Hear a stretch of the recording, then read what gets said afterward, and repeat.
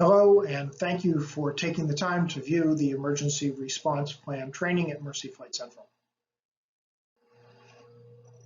The purpose of the Emergency Response Plan is to ensure that response to an incident or accident is appropriate and timely. Such incidents are generally aviation related, but can also occur if Mercy Flight personnel are involved in a ground ambulance accident. The Emergency Response Plan is a set of procedures designed to guide employees and management staff in the event of an incident or accident involving Mercy Flight personnel, aircraft, or an ambulance that we're in. Any incident or accident occurring during flight operations fall under the jurisdiction of the FAA and the Federal Aviation Regulations. Given the strict regulatory nature of aviation operations in general, any interactions with regulatory or investigative bodies or any tasks associated with response following an incident or accident must be conducted or approved by the Director of Operations or their designee. So I'm on duty or I'm at home and I hear that some kind of an emergency has occurred. I'm not part of the emergency response team, but what can I do? That's a question asked by members of air medical communities whenever one of their own are involved in some kind of an incident. Well, we've prepared 4 bullets here that can help guide the answer to those questions. The first is be prepared to assist in any way possible. But please take the first few minutes to stay clear of the communication center. Give those folks the time to do their job, get help on the way to our colleagues, and just allow them to get that process underway. Second is, if you're not at the Canandaigua base, don't call the comm center. If you're at home, if you're at another base, just kind of sit tight. Information will come out as soon as it possibly can.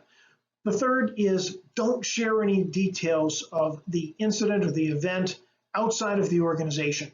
In today's world of absolutely immediate electronic communication, it's just amazing the very, very short time it takes for people within the organization, people outside the organization to hear about something, to communicate about it.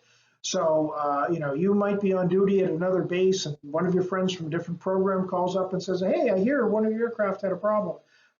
Just say, hey, they're working something right now. I really don't know anything about it.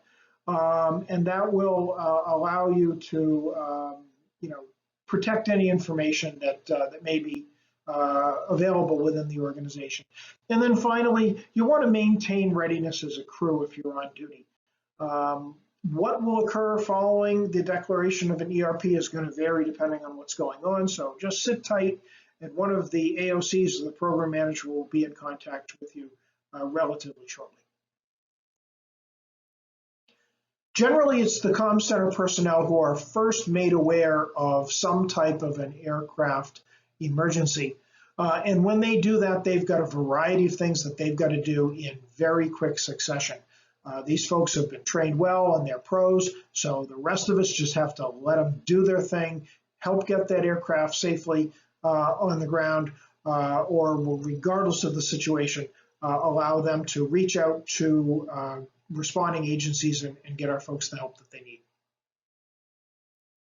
The priorities of the emergency response plan are pretty commonsensical. The first is preservation of the well-being of flight members, passengers, patients. The second is the preservation of the assets. Third would be accomplishing reporting requirements as far as regulatory requirements go. And the fourth would be minimizing any potential adverse impact by controlling electronic media postings and keeping good information control by all members of the organization. Once the communication specialist has recognized that an emergency is ongoing, they will classify the event based on this standardized chart that they have both in print form and electric form.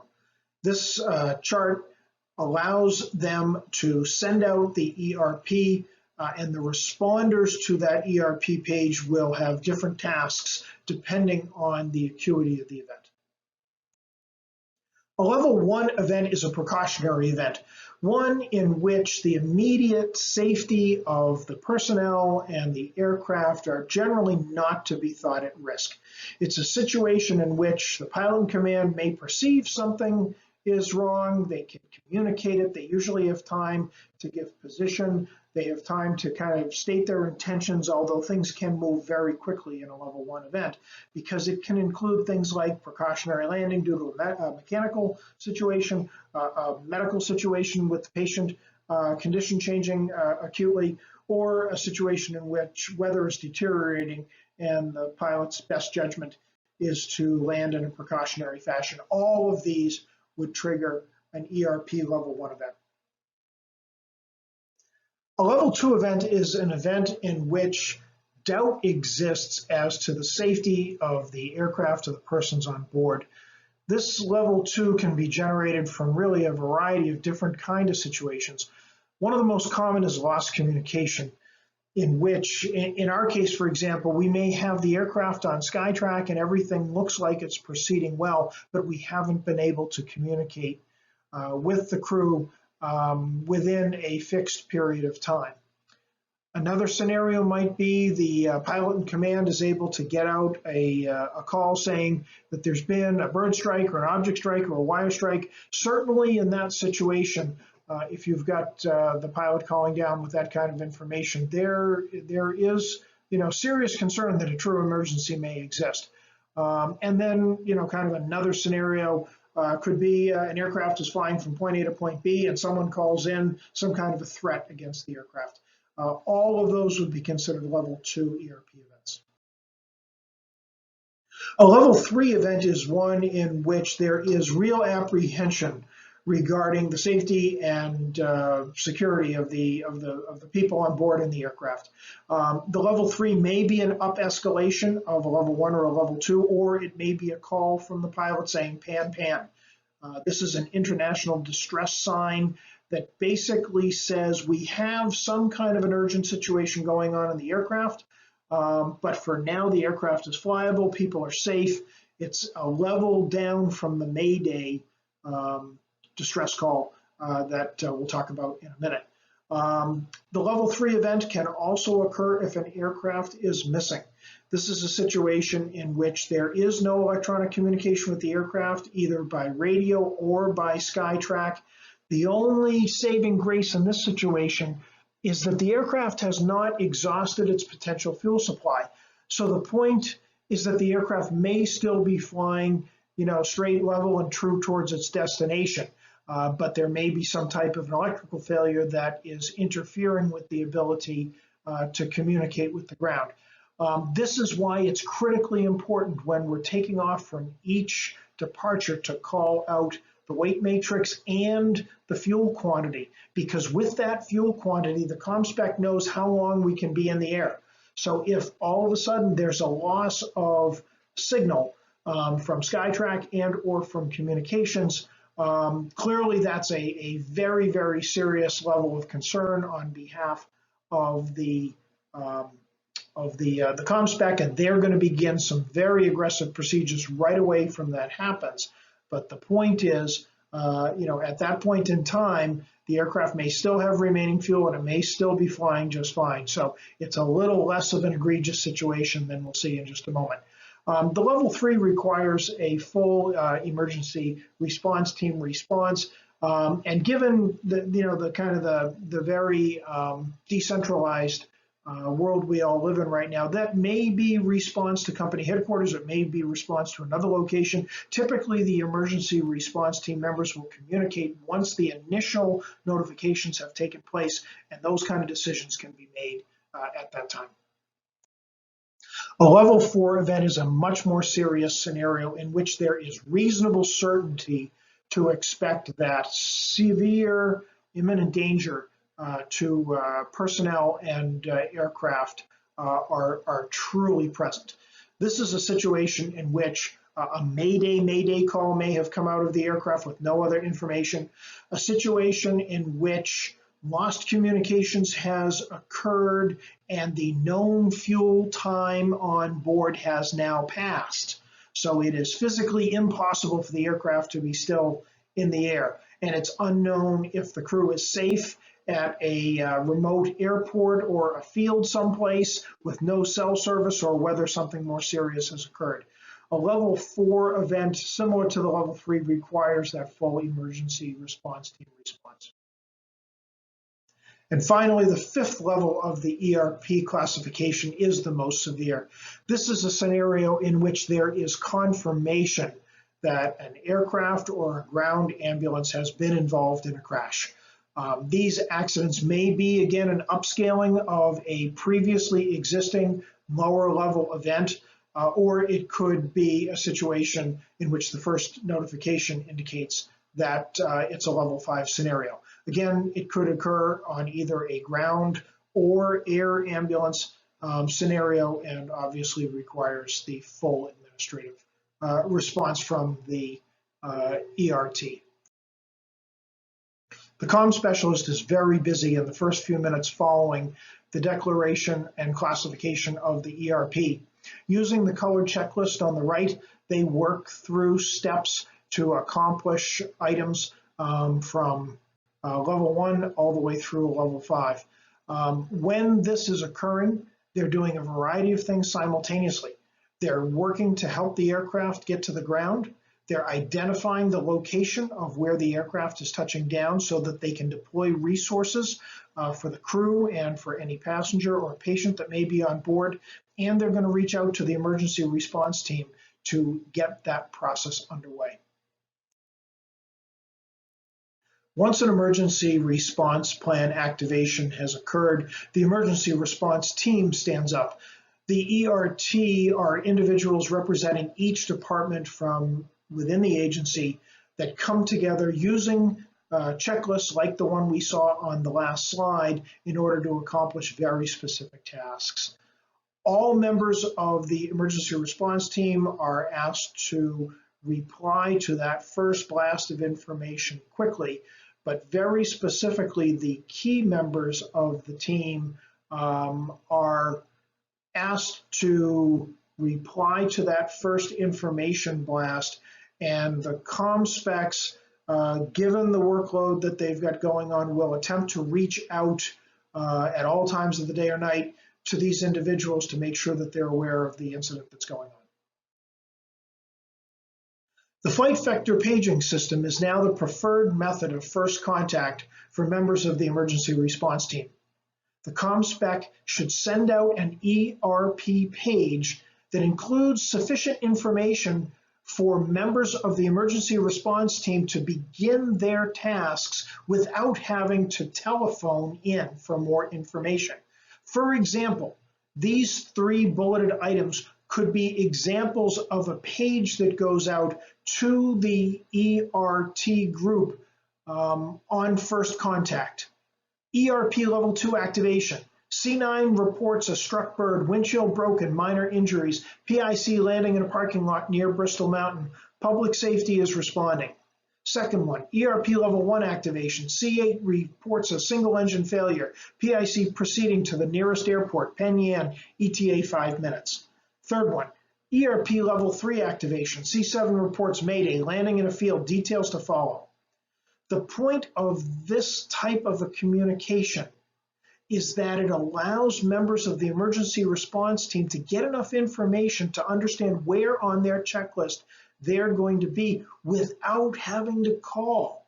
That's going to save 5, 6, 7 calls into the comm center of people asking exactly the same thing. So while we understand that the comm specs are very, very busy during these first few moments, the more information in one little sentence that can get shot out can definitely help them on the flip side by reducing the number of us on the ERT that have to call in to figure out where we are and what we need to do. Again, the comm spec will try to reach out to those key personnel if they haven't responded within the first few minutes, time permitting. When members of the emergency response team receive that flight vector page, the ERT members can immediately reply to that page, and by doing so, the comm spec will know that you're now engaged in the event. and that person will know that without a telephone call. So in response to receipt of the ERP page, I'll get on Flight Vector and say, JC acknowledged, ETA 20 minutes to KIUA. One quick short blast, and the ComSpec will have that pop up on their Flight Vector screen for each one of us that respond, and it allows them to know that the information has pushed out. There will be people coming to assist in the processes that are going on, and that they can continue to work the aircraft and get those resources out to the folks that are out in the field. The next thing that needs to be done by members of the emergency response team is to check in on the SharePoint ERP page. The SharePoint ERP system was devised to allow members of the emergency response team to check in and to communicate with one another and the comm center without having to be on the phone to the comm center. The process is very similar to generating a SharePoint report in any of the other things that we do, creating a FRAT, creating a MedFRAT, creating an incident report. Basically, we go to SharePoint, we select safety, we select the emergency response plan, and select new. This will be done by the first person who gets to the platform. By doing so, everyone else will see on that listing a list for MFC, emergency response plan, plus a new number, plus today's date. So when that happens, you know that one has already been created. If you're the first one to the platform, you've got to create it by hitting the word new. Once that's done, you're going to see the page that we're going to go to right now. Once you've created the new page, this is going to pop up, and you're going to take a moment and select the drop down with your name in it next to the job description that you've got. So on this simulated scenario, you see that Jim, John, and Aaron have all dropped in, and more importantly, in the organizational comments section underneath, all three have indicated what time they're checking in and where they are or what they intend to do. Jim and Aaron are at KIUA. John is checking in and is en route with an ETA of about 15 minutes. So this organizational comments section for members of the emergency response team can serve a number of purposes. It allows communication if telephone communication is impossible or cell phone communication is impossible. It allows members of the emergency response team to document what they're doing so that everybody else can see it, including the ComSpec. So one of the reasons to have this sheet up in the comm center is that by simply glancing at this form, the ComSpec will be able to see who's checked in and who's doing what, who's coming into the base without a single telephone call having been made to them by the multiple members of the emergency response team. Like all computer systems, the SharePoint system has a share of Achilles heel, so to speak, and one of the ones that we have to be most aware of is that you have to click the submit button at the bottom of the page in order for the information that you're putting on the form to be accepted. If you bring up the page, if you put in your name, if you put in your time and your ETA to the base, but then you leave the page without clicking submit, that information won't be saved and everybody else won't see that you've already checked in on SharePoint. So anytime you're interacting with the SharePoint ERP page, make sure that you scroll to the bottom of the page and you click submit.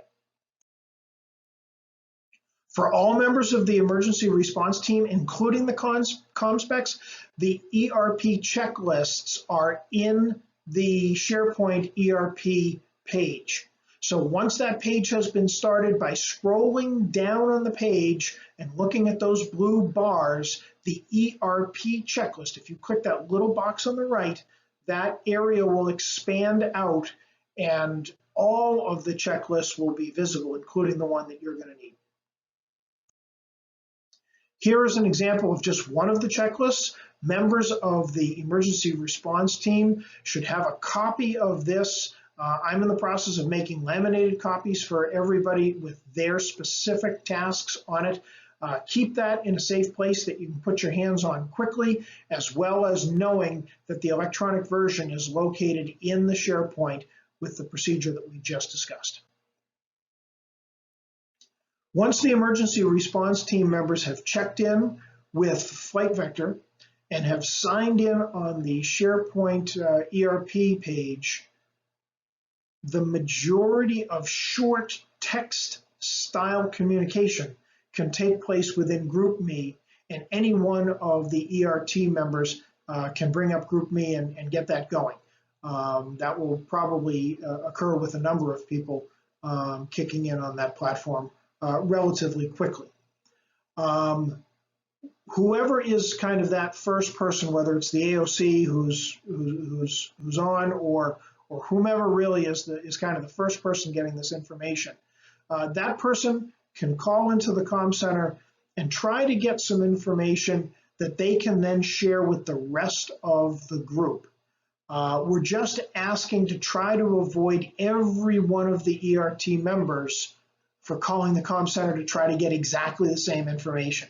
So if just one individual can make that call and get that information out on GroupMe as quickly as possible, it can, maybe I don't have to call in, in the first 5 minutes that way, and I'm saving one telephone call that the folks who are in the comm might have to deal with. Once the comm spec has dealt with that initial flurry of information, if they can turn to the SharePoint ERP page and put in some specific information on the general information, the additional assistance, and the aircraft information blue tabs, it can assist members of the emergency response team and allow them to get information that they're going to need without having to call in and get it. So we do understand that a lot's going on, and even with two comm specs there, it can be a lot if it's a high-level ERP. So this information may or may not be immediately available, and we do understand that.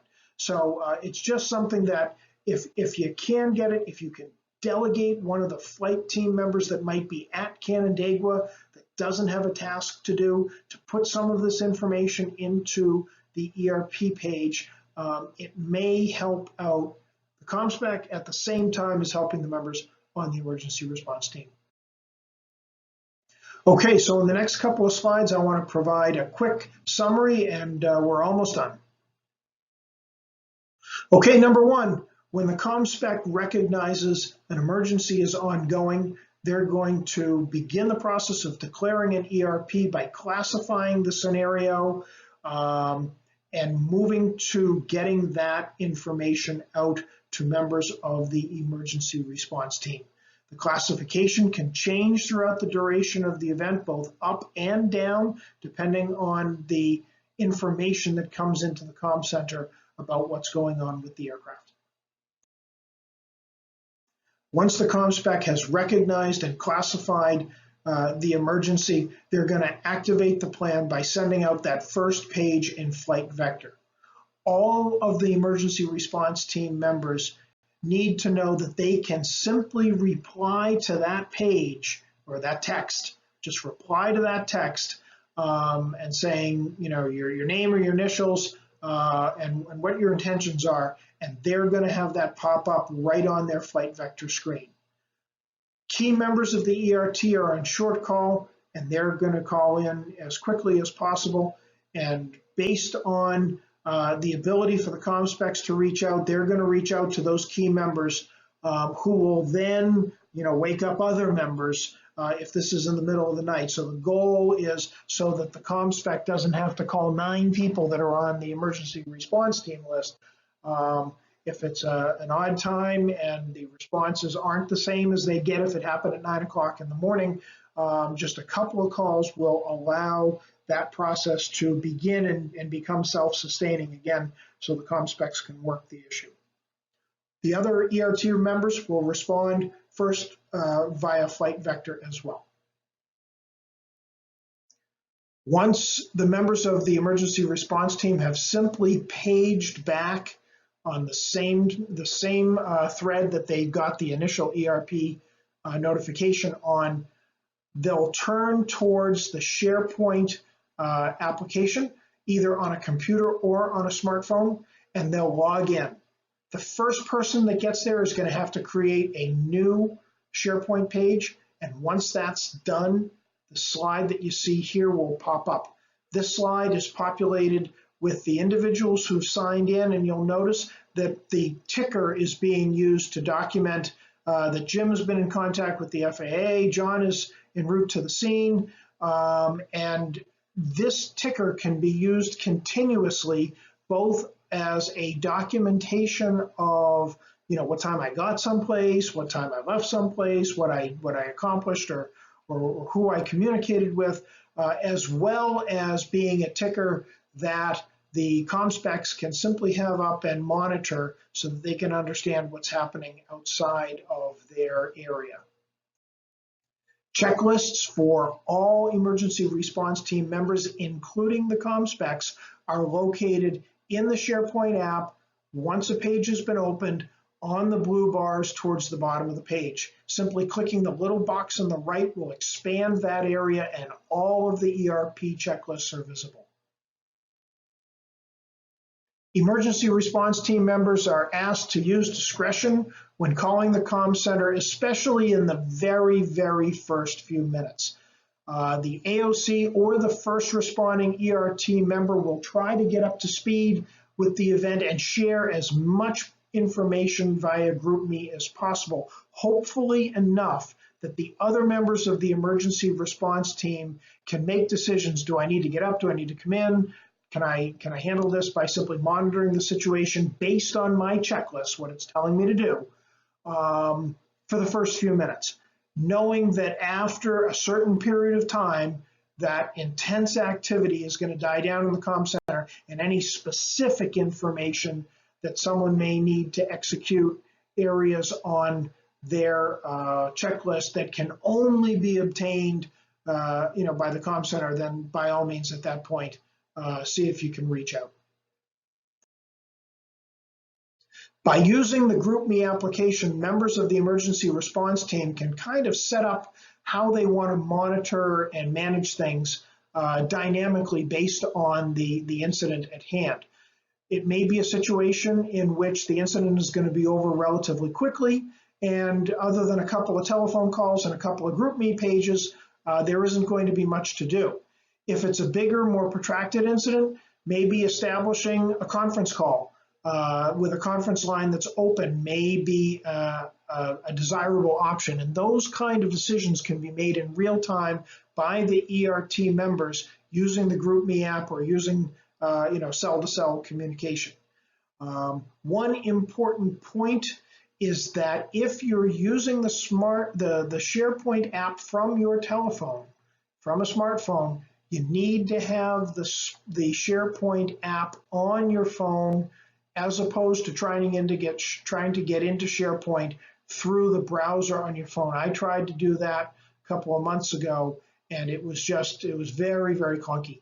I tried in simulation mode to do it on the SharePoint app, and it was almost as quick as getting in on a computer, which takes about 1 minute once you've done it a couple of times. So just keep that in mind. So in conclusion, members of the emergency response team, members of COM, make contemporaneous notes regarding the incident as soon as you possibly can. The best time to recall what went well, what didn't, what you should add, what you should delete from your task lists, really is immediately following the incident. In a time following the incident, all of the members of the emergency response team, ideally including the comm center folks, will get together in an after-action discussion to verbally debrief, and then a written report will be produced following that. So that's kind of the introduction and an overview of the emergency response plan.